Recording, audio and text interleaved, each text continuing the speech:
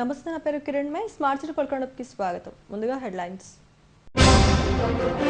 వరద బాధితులను అన్ని విధాలా ఆదుకుంటాం. ముంపు ప్రాంతాల్లో సహాయ చర్యలను యుద్ధ ప్రతిపాదన చేపట్టాలని అధికారులకు సీఎం జగన్ ఆదేశం. విద్యా వ్యవస్థను బలోపేతం చేయడమే ప్రభుత్వ లక్ష్యం. వేపగుంట హైస్కూల్ విద్యార్థులకు కిట్లు అందజేసిన పెందుర్తి ఎమ్మెల్యే ఆదిప్ రాజ్. అనుబంధ సంఘాలను బలోపేతం చేసే దిశగా టీడీపీ అడుగులు. తెలుగు మహిళలతో ప్రత్యేక సమావేశం నిర్వహించిన పార్టీ జాతీయ ప్రధాన కార్యదర్శి లోకేష్. రాష్ట్రంలో కురుస్తున్న భారీ వర్షాలకు వాగులు వంకలు పొంగి ప్రవహిస్తున్నాయి. రిజర్వాయర్లు నిండుకుండల్లా మారాయి. నదులు వరద నీటితో పోటెత్తుతున్నాయి. కృష్ణా నదికి భారీగా వరద నీరు వచ్చి చేరింది. ఈ నేపథ్యంలో ముఖ్యమంత్రి జగన్మోహన్ రెడ్డి భారీ వర్షాలు సహాయక చర్యలపై సమీక్ష నిర్వహించారు.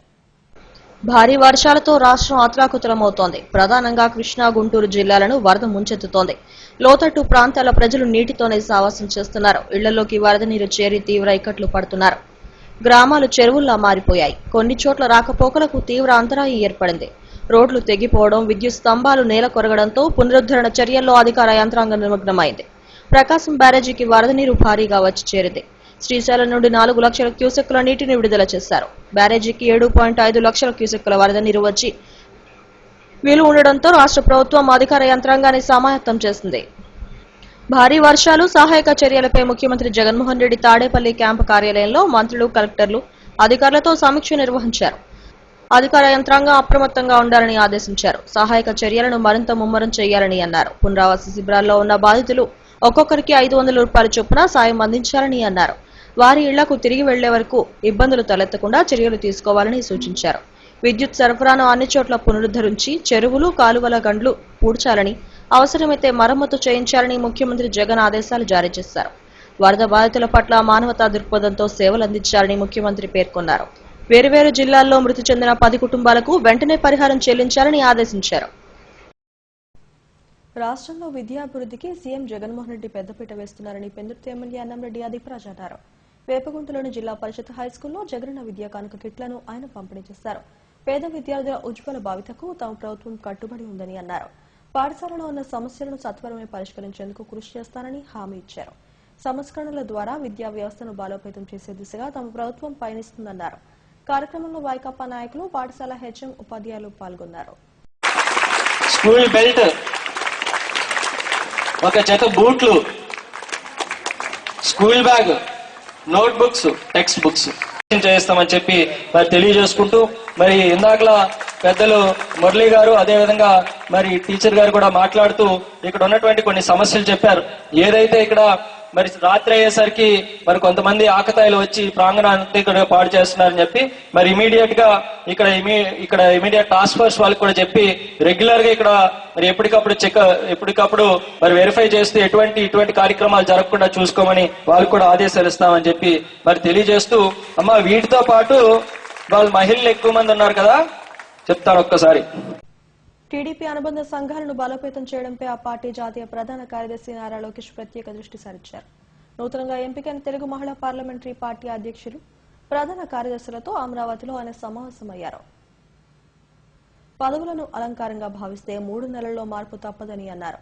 పార్టీ నీడలో అనుబంధ సంఘాలు పనిచేయకుండా అనుబంధ సంఘాల ఎజెండానే పార్టీ అమలు చేసే విధంగా కష్టపడాలని సూచించారు.